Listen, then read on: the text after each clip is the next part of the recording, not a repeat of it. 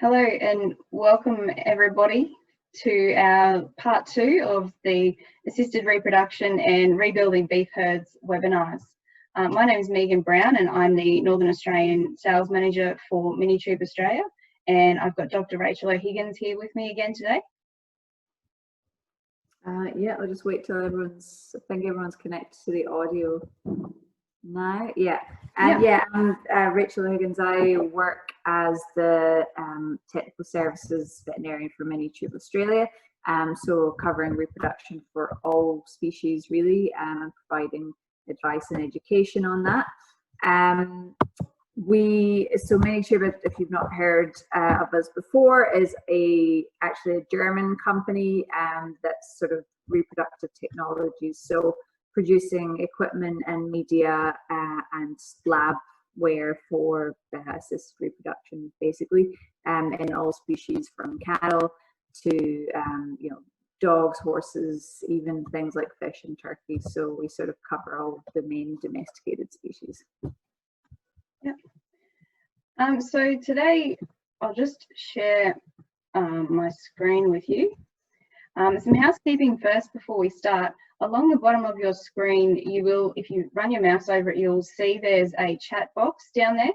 If you have any questions at all during today, you can just click on that and type them in. We'll leave them till the end and we'll try and get to a few of them, time permitting, at the finish. So that's just the housekeeping. Also, everyone's microphones and cameras are muted for this as well. Just share my screen with you if you give me one moment.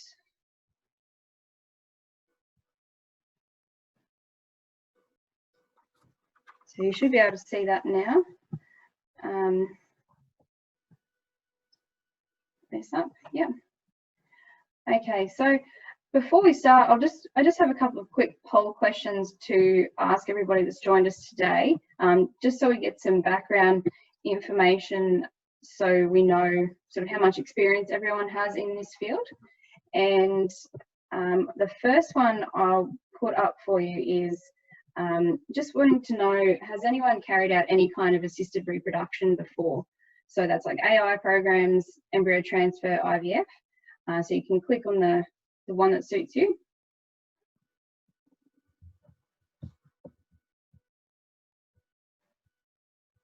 And I'll just give that a few more seconds till we get most people answering that. Rightio, I think nearly everyone has voted there, so I'll close that off. Okay, so most people have done some form of assisted reproduction. Now our second question is, I'll just get this one going for you. Our second question for the day is, where are you joining us from as well? This just gives us a bit of an idea on what type of cattle and where everyone's from. So if you could answer that one as well.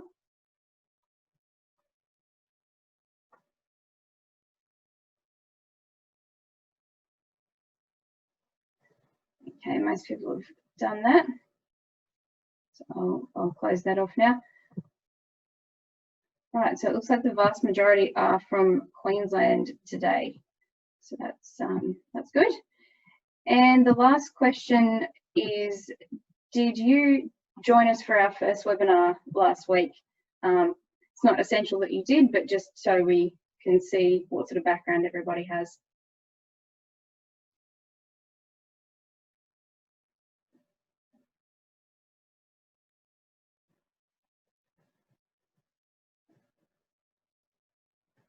Okay, most people have answered that one now. Yeah. Okay, so you haven't, but that's all right. These will both be recorded, and also they'll be uploaded. The links will be sent out to you as well to have a look at, but they'll also be uploaded to our YouTube page. So you'll see those be able to watch them again in the future. All right, so today we will be focusing a little bit more on the technical side of things in regard to assisted reproduction and just preparing preparing breeders for joining, and everything involved with that. So it will be a little bit longer than our last presentation, just because of the higher amount of technical information in it. So last week we had a look at setting breeding objectives, just for the people that didn't join us last week. We had a think about what was involved in herd rebuilding and what your goals are for that. Then we went through the different types of assisted reproduction that are available and how to match some of those with your herd rebuilding objectives. Today we're going to be looking at more so preparing the herd for joining, the breeder and bull physiology, as well as setting the expectations around programs, how to run assisted reproductive programs, and measuring success of those as well. So when we look at what we're doing in regards to planning a joining season, the planning part is one of the most important parts of your success down the track. Today's decisions impact the herd for years to come, so make them count, particularly now that we're looking at rebuilding herds when numbers have been lower. There'll be more genetics coming in, so those decisions need to be thought through quite well to make sure you get the most of them. Things like stress, illness, different types of nutrition, inclement weather, these all have negative impacts or positive impacts on egg and sperm quality, so these are things to think about. And one of the main things that we'll be discussing as well is that the biggest driver for success of AI programs, natural mated programs, is that the management of the animals 8 weeks before joining and after joining is a fairly crucial time period, which we'll go into a bit more and explain what that is.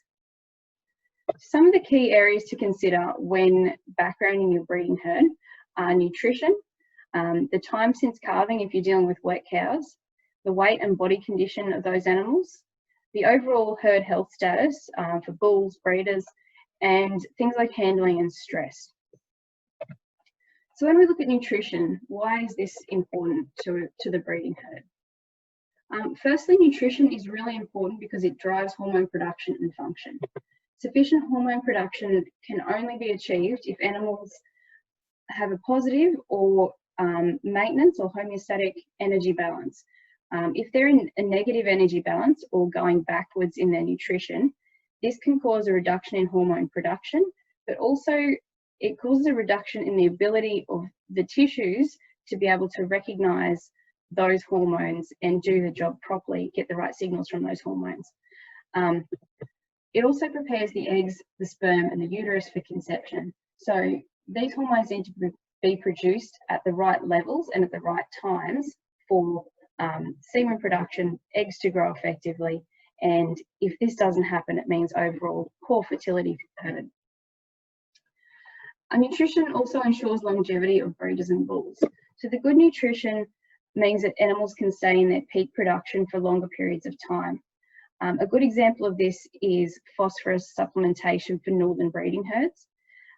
If animals are in deficient country, breeders will put the required phosphorus from their bones and pull that out of their bones to allow for milk production, feed utilisation, and general bodily maintenance.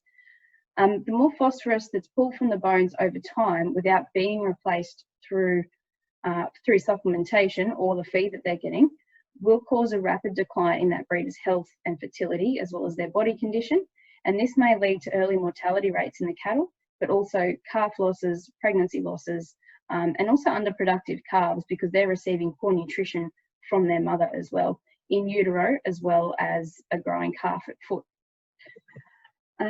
Good nutrition also improves genetic expression of those calves. Like I said, if that dam is getting poor nutrition while she's pregnant, that can lead to things like early embryonic losses, but also the growth of that early embryo can be impeded, as well as the ability of that embryo to develop to its full potential.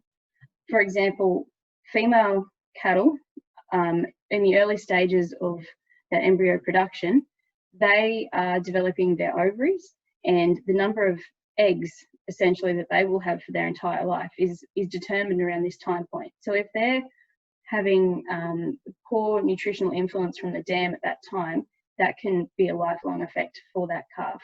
And the same goes for bulls and testicular function as well. Good nutrition also supports the immune system, and this is vital for egg and sperm production. The immune system plays a big role in the growth of the egg and the growth of the corpus luteum after the fact, after ovulation. It helps support good embryo growth and also good semen and sperm quality.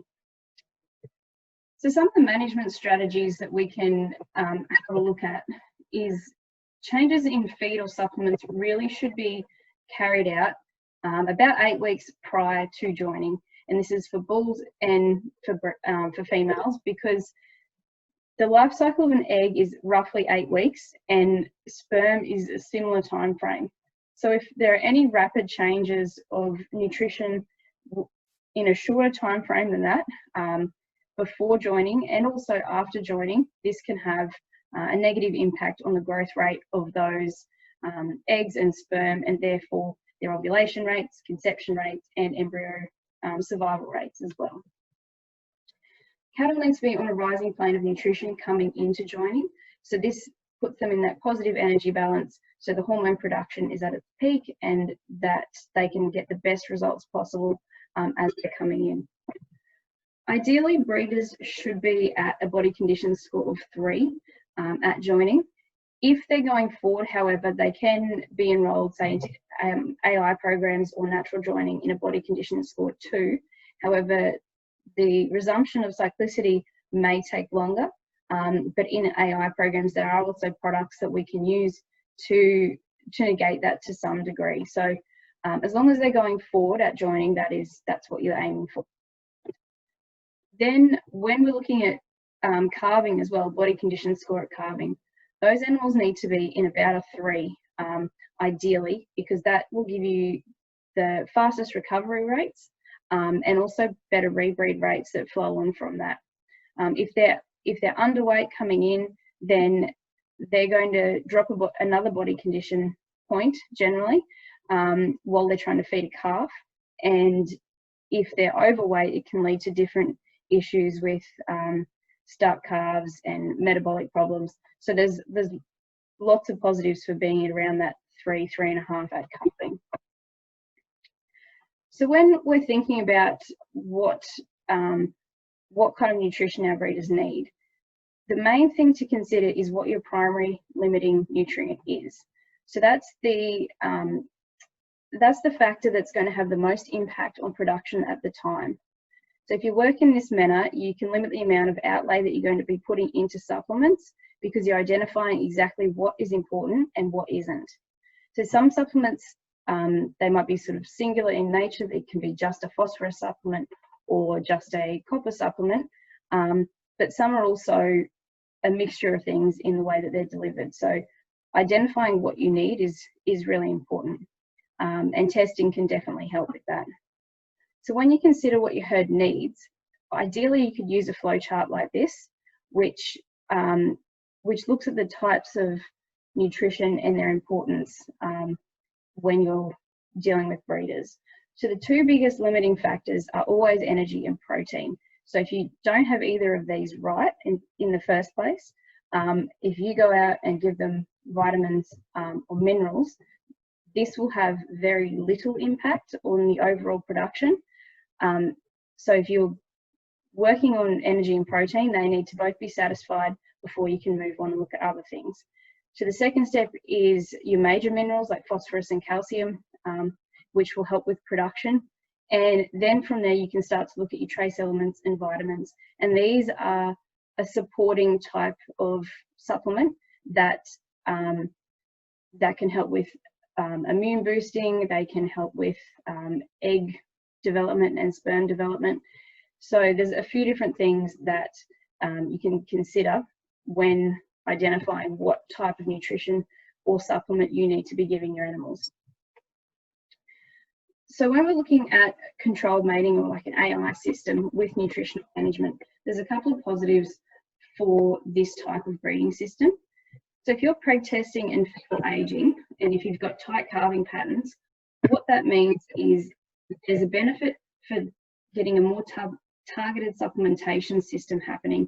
You can target certain classes of animals. For example, if you preg test your heifers and you can draft that tail end.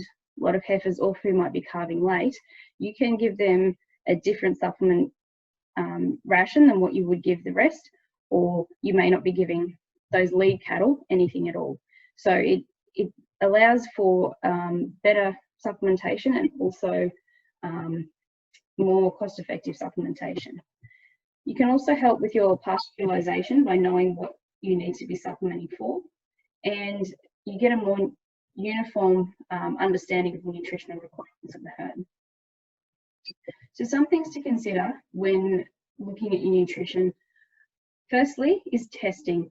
So you need to know what you are testing for, or what is deficient, I should say, where it's deficient as well. So is it just in one area of your property? On bigger places, different paddocks may have different requirements. You also need to know when you should be supplementing. Is this a wet or a dry season supplement? Is it a year-round supplement? Should it be just given to breeders towards the end of gestation? Getting an idea of that will help you with that targeted nutritional management as well. Have a think about how you're going to feed it. So is it an injectable? Is it a loose lick? Is it a slurry? There's lots of different options, and you need to consider why you're feeding that type of or giving that type of supplementation as well.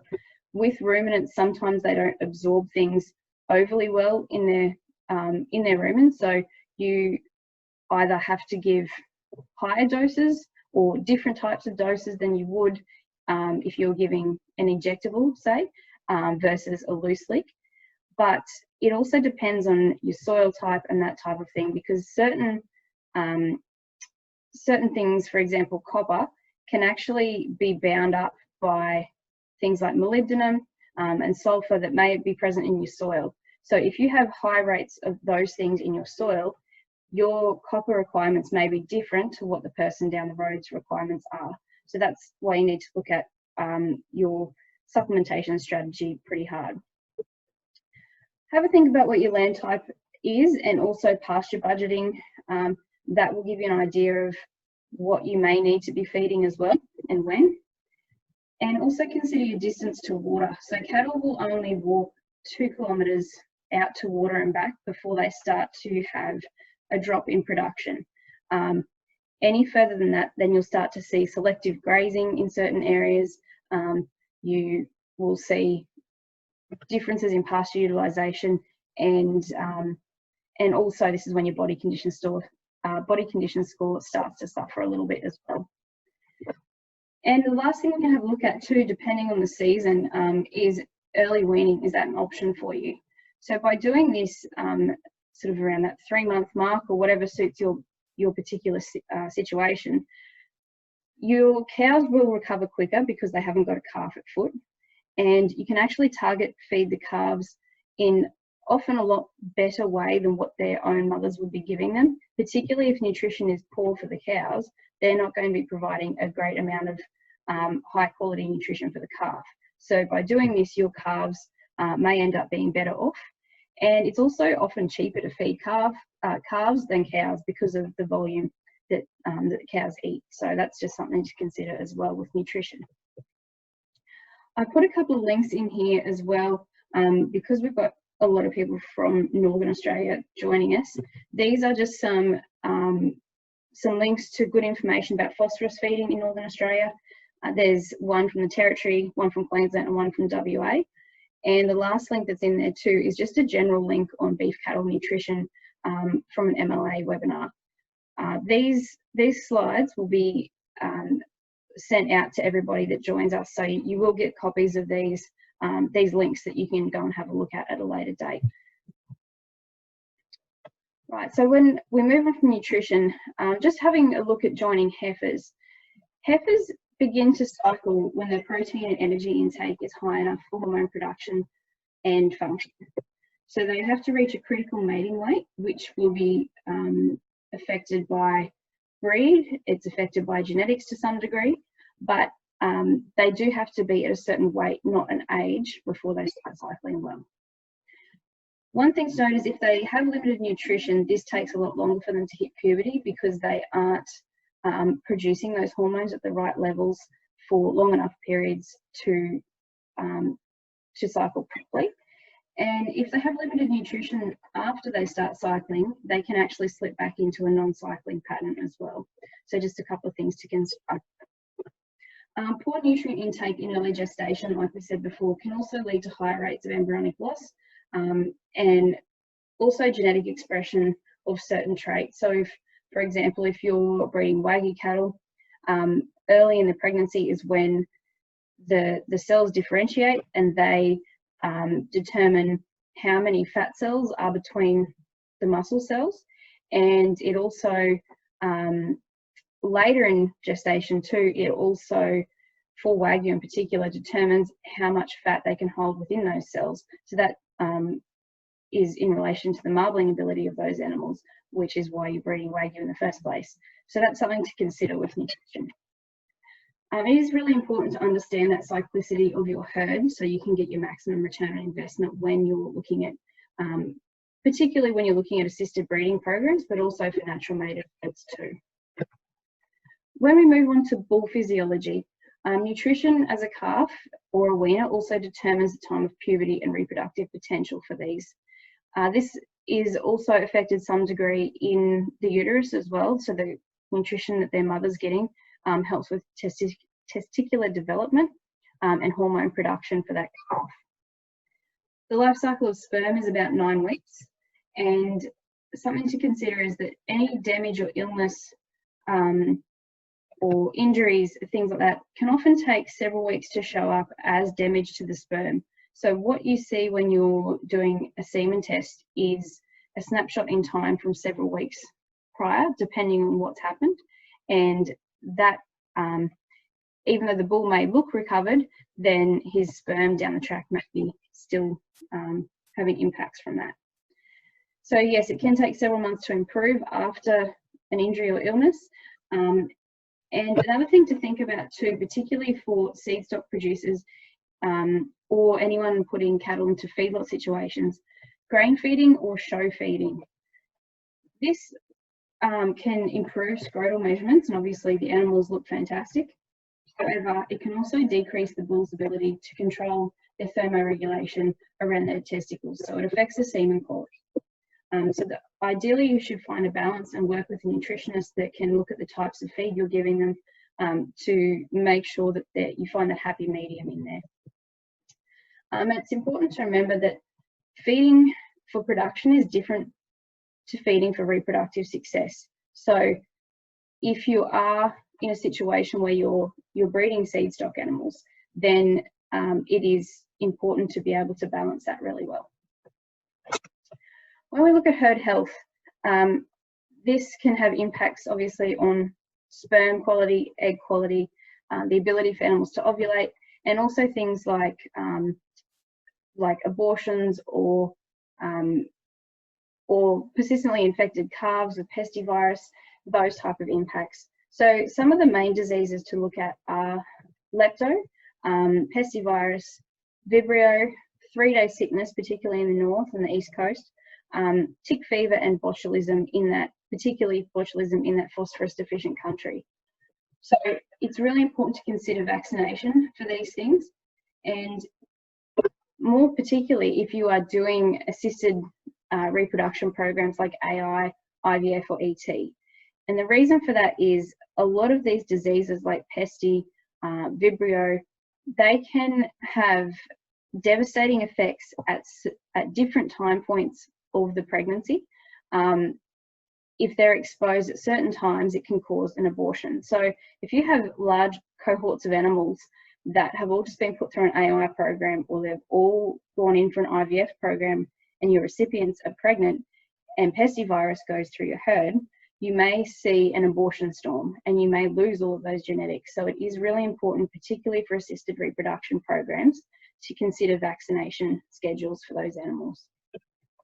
Another thing to consider is parasite management too, because this can have ongoing sort of subclinical effects on those animals that can affect their nutrition and their immune status, just to cause suboptimal production. Think about injury and illnesses too. If if you're treating any animals for those things, there are impacts on the egg quality and the sperm quality, not to mention having a think about the withhold periods on those products as well. When we look at vaccinations or parasite management, also think about that 8-week rule. The reason vaccines work is because they cause an immune response. So that increases their temperature, there's some inflammation happening, and that's what they're meant to do. They're meant to allow the body to fight back against that so they develop immunity. But what that inflammation does and the increased temperatures, that will impact semen quality and egg quality, more so in some vaccines than others. So live vaccines tend to have a bigger impact than any other vaccines do, but it is something to consider. So unless it's a specific vaccine that requires administration around the time of joining, then try to have those boosters and everything done 8 weeks before or after joining. On herd health as well, just because we're looking at rebuilding at the moment, one thing to consider is that we're going to be buying in a lot of new genetics or replacement animals and semen as well at times. So the risk of introducing new diseases or weeds or parasites to your property is a real concern, and there'll be things popping up around the country now that we haven't seen in certain areas before because of this. So it is really important to consider good biosecurity on arrival, and also preferably testing beforehand as well. Some things to consider with that are commingling. So if you, for example, are buying new heifers in that may be pregnant, those heifers, you may not know if they were exposed to something like pestivirus prior to purchase. So ideally, if you have the ability to do that, keep them separate from your other heifers until they've calved out. So you know that they haven't thrown any pesty calves, unlike persistently infected calves, and that type of thing that may have an impact on your herd. Consider those naive animals that you may have that can have devastating effects, like an abortion storm, if exposed to something new. Also have a think about the zoonotic disease risks for staff. So things like lepto and Q fever, that type of thing, can have long-lasting impacts for people. So if you're bringing in unvaccinated cattle, then that's something to think about before working with them too closely. And think about cattle that have been on agistment as well coming home. They may have been fine before they left, but they could have been exposed to something while they were away. So things like spelling in yards, giving time before moving animals to new pastures, testing, vaccination programs, really good robust parasite control programs, paddock rotation, and good nutritional supplementation for those breeders so it supports their immune system to help them through that time. They're all things to consider for rebuilding. When we look at stress, so stress of all different kinds, whether that be nutritional stress, heat stress, handling, anything like that, increases the release of certain stress hormones. The three main ones are cortisol, adrenaline, and prostaglandins. So these are kind of like your flight or fight hormones. And what these tend to do is they can lead to lower ovulation rates and embryo survival rates. This is because of the compromised immune system that occurs when stress hormones are released. They have a risk of getting sick several weeks after that stressful event. You see this a lot, for example, in dairy calves when they get, after weaning and that sort of thing, they can pick up pneumonia or calf scours, that type of thing. And you can also see ongoing fertility problems with a compromised immune system. When we look at wet cows and preparing them for joining, we need to think about the time since calving. So how many days after calving does it take to have, for a cow to fall pregnant again? We want to aim for that 12-month calving interval. And for the first 30 days after calving, she goes through a period called uterine involution. So this is when her uterus and all of her hormones are recovering from calving and they're just kind of getting back to normal levels again. If we want her pregnant again by that 12-month interval, she needs to be pregnant by day 85 post-calving. And that gives us roughly 2 and a bit cycles for her to do so. However, if her nutrition is compromised, if she's had illness or injury, that can be that time post-calving that she stays non-cycling can actually extend sort of 60, 70, 100 days post-calving. And particularly in areas that are struggling with nutrition, that can easily blow out to 120 days. And that's where you get your calving drift happening. Another thing to consider too is that cattle cannot physically get pregnant till at least 30 to 40 days post-calving. So if you are putting them out with a bull, or if you're putting them into AI programs, it's been shown that from an economic standpoint, anything less than about 50, 45 days post-calving is not really economically viable to do so.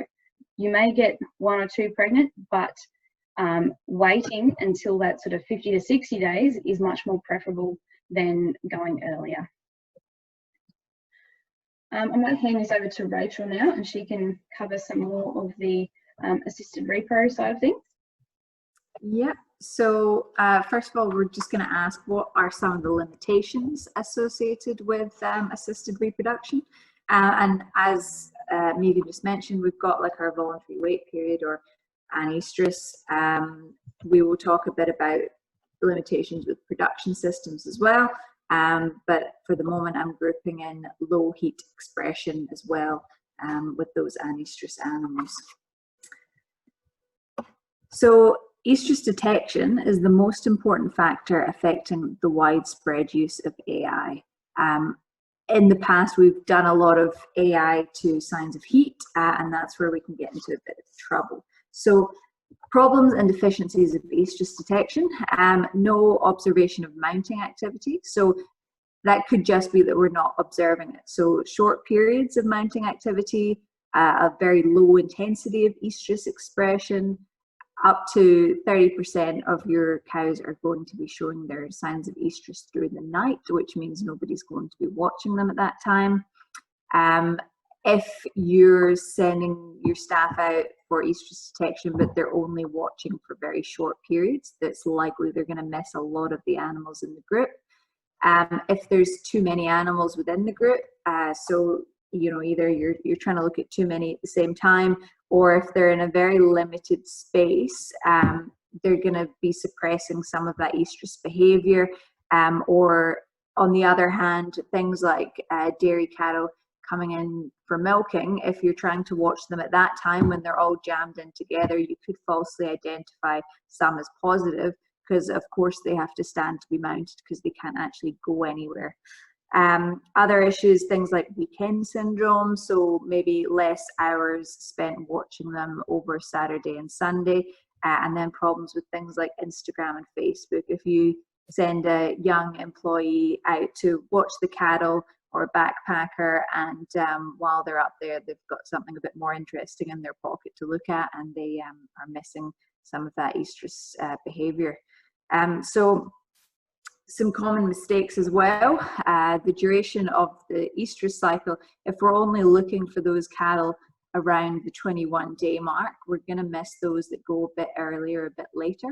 If we're doing heat detection by secondary signs only, so your primary sign is your standing heat. If you're just looking for the secondary signs, maybe mucus, rubbed tail heads, swelling of the vulva, restlessness, you know, those signs can occur before, during, or after standing heat, and they're not as closely related to the exact time of ovulation. So we could miss a few or take them in a bit early instead as well there. And also pregnant cows sometimes can show signs of heat, about 5 to 8%. So that can be a bit confusing as well.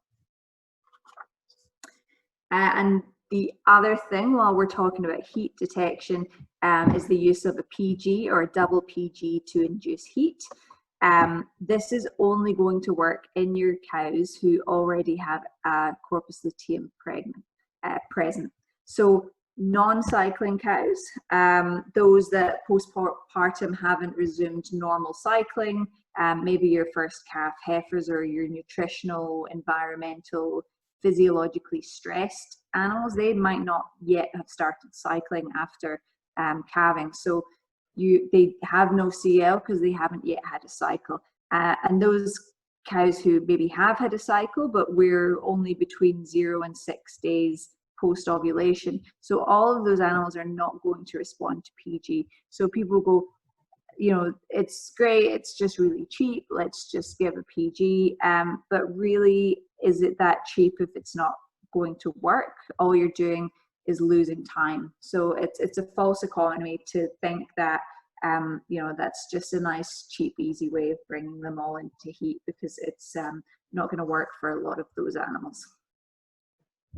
So this is why a fixed time synchronization program is beneficial for a stud and commercial farm. You rule out your problems with heat detection. So at your fixed time AI, everything is going to be inseminated, and you give a chance to those non-cyclers to cycle. So everybody's going to come into heat at the same time as well, and you can manage your labor and resources a bit better as well. So if we're looking at some other limitations, your system of management is another area to consider. So what are your yards like? We sort of bare minimum need a vet crush and a kick gate. We need some shade, the ability to hold cattle in or near yards for the duration of the program. So we need to consider things like additional feeding costs. At the end of this presentation, Megan will show you this sort of reproductive economy calculator that we have, and that can certainly take into account all those little expenses that you maybe don't first think about when you consider running a fixed time AI program. So we need a way to keep the bulls away as well, obviously, so some good fences and power and water. And the physical location and accessibility is also important. So we need to be able to have access in wet weather, a place to storage or, you know, store liquid nitrogen tanks for semen, and the ability to do bull testing and preg testing as well. So essentially, as long as the yards are adequate and safe and the cattle can be handled relatively easily, you know, most programs, the sort of logistics and organization, you know, we can manage. So in terms of setting expectations, what result are you going to get? So it's important to know from the beginning, so that'll influence what you choose. And the main things that impact the profitability of assisted reproductive programs are going to be your pregnancy rate and the cost of semen. So if you're using very expensive or rare semen, we need to factor in that as well. And that's a really great feature as well of the calculator that I mentioned earlier. So the other thing is, often we see farms where they want to, you know, just try some natural mating first, maybe try a couple of doses of PG, and then we get towards the tail end of that breeding season, and there's all those sort of cows that still haven't got in calf. If we're using the reproductive hormones on already infertile cattle, we are not going to make them fertile. So that is really sort of the worst use of the fixed time AI program, is in these sort of cattle that aren't particularly good in terms of fertility to begin with. So we want to do fixed time AI at the start of the season on all of the animals to give us the best chance and the best economic return, and not do it in just those tail end animals, because it's really not a great use of your resources, time or money in those animals. So the next sort of slides are a bit of a breakdown of some of the facts and figures from the Syntex database. So they're the manufacturers of our CattlePlan product range. So looking at this, the average pregnancy rate to fixed time AI programs is 50.39%. So this includes all breeds, all ages, and all cyclicity statuses. And this figure basically aligns with the global figures for AI programs that are out there. And you can see, obviously, some do a lot better than others. You know, the minimum for some of these programs is only 10%, whereas some do exceptionally well and get results of 82%. But if you see it, I mean, that's 431,000 fixed time AI programs. So it's a huge volume of data that we've got on this. So data was also analysed between breeds, and we can see here the Bos Taurus type cattle do slightly better than the Bos Indicus in terms of their average pregnancy rate.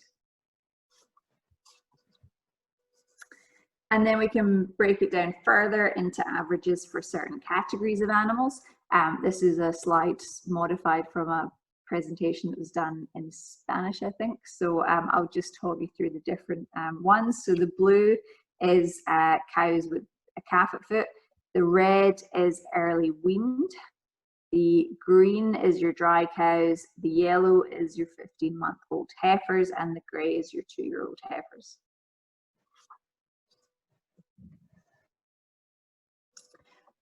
So when we're running assisted reproductive programs, the aim is to utilize these reproductive products and hormones to mimic what is happening in a cow's natural heat cycle, so that interventions can take place at predetermined times. So for this to happen, we need correct dose rates and timings.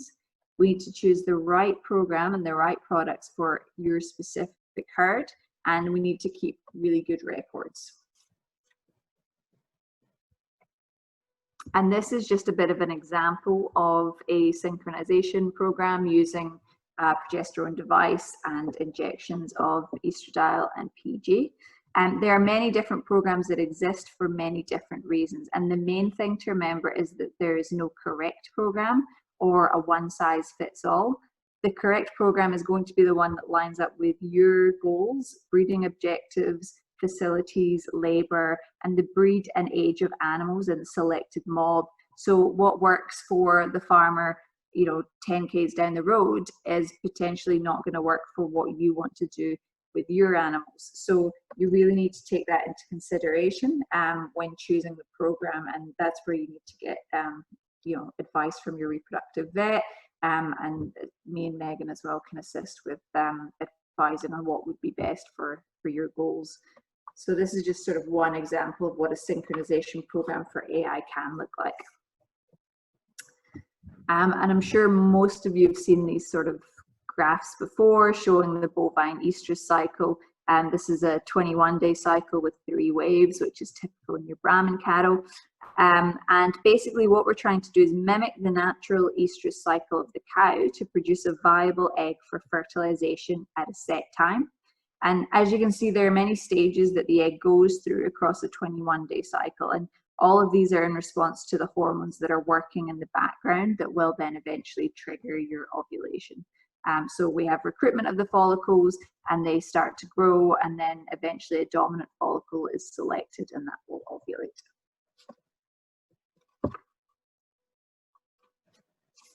So what we're doing with a fixed time AI program is we're pausing that cycle at whatever stage the cow is in at that time, and then resetting the egg growth so that we can have a predetermined ovulation time, which is when we will do our fixed time AI.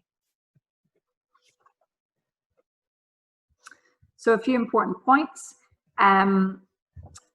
Age and breed are important, and they will affect which protocols are going to work best with your herd.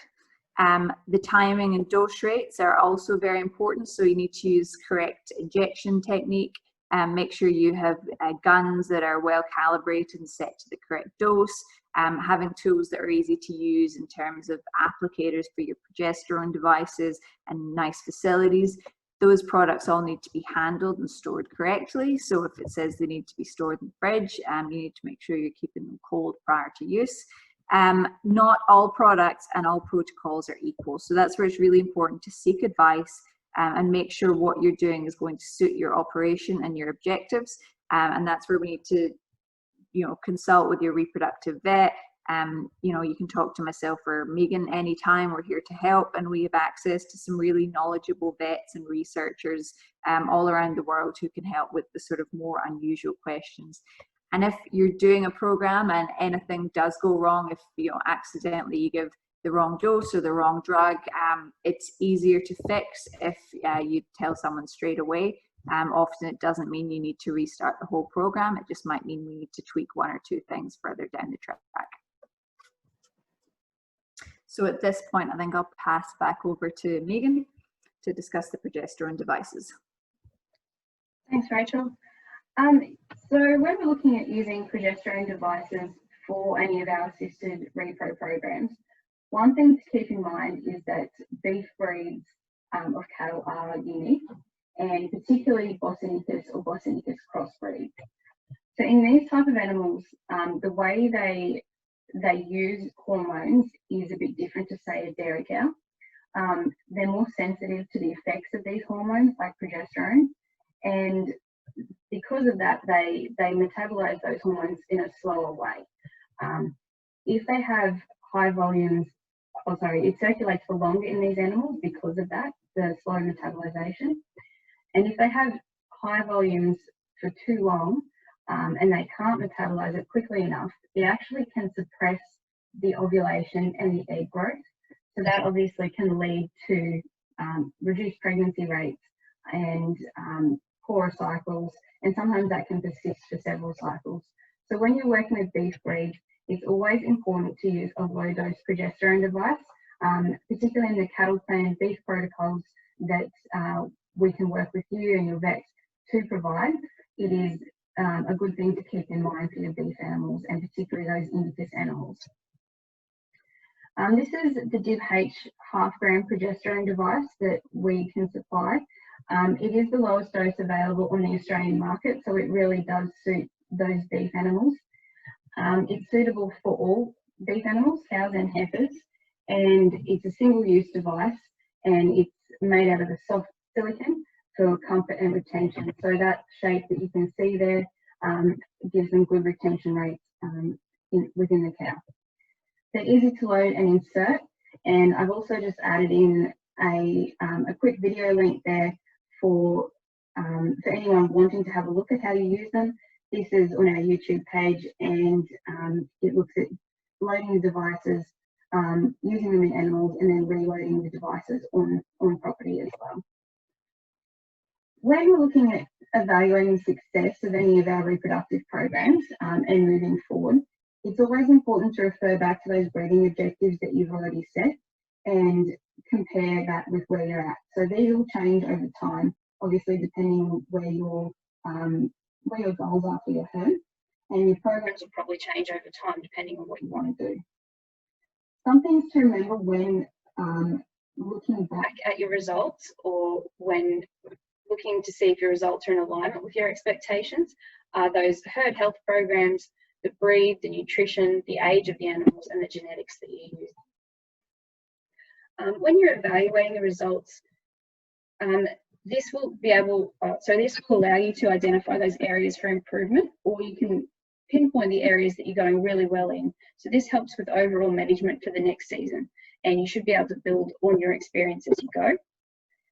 Other strategies that you can use, particularly if you're wanting to rebuild herds rapidly, are things like resynchrony programs. So when you want to grow that herd quickly, some people will do 2 or 3 rounds of AI really close back to back, where they can cover 90% of their animals in calf by about day 75, 76 of the breeding season. So that is something you can do, and we're happy to have a chat to you about that if you want at some stage, but it is an option as well.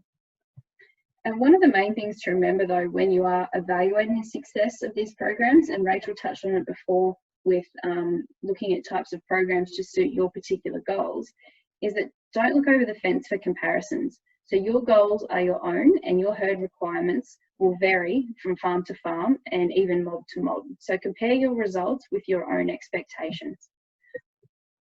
And when considering if fixed time AI is right for you or right for what you want to do, we are able to help you with that if you like. As Rachel mentioned, we do have an economic analysis calculator that we can work with you and your vet on, which compares a couple of different breeding strategies.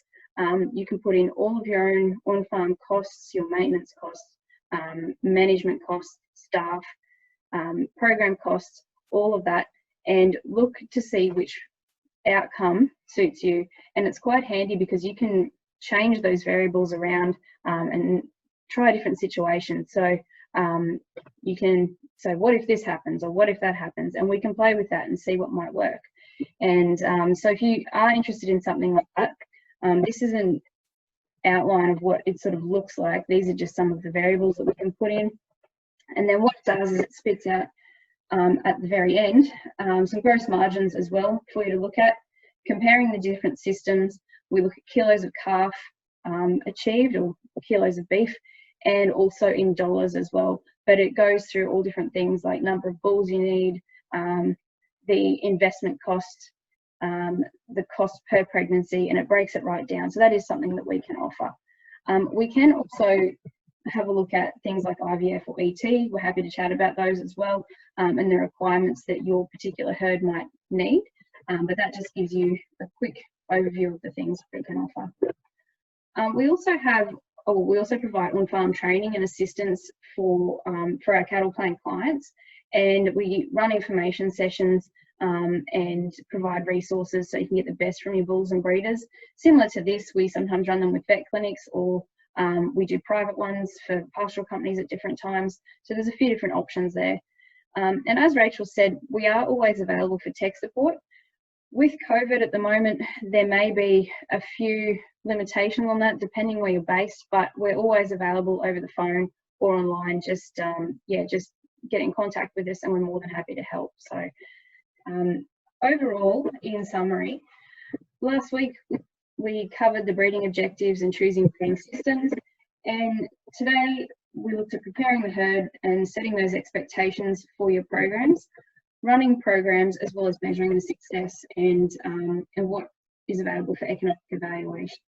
So hopefully you've taken a few things out of that for your particular herd or your business.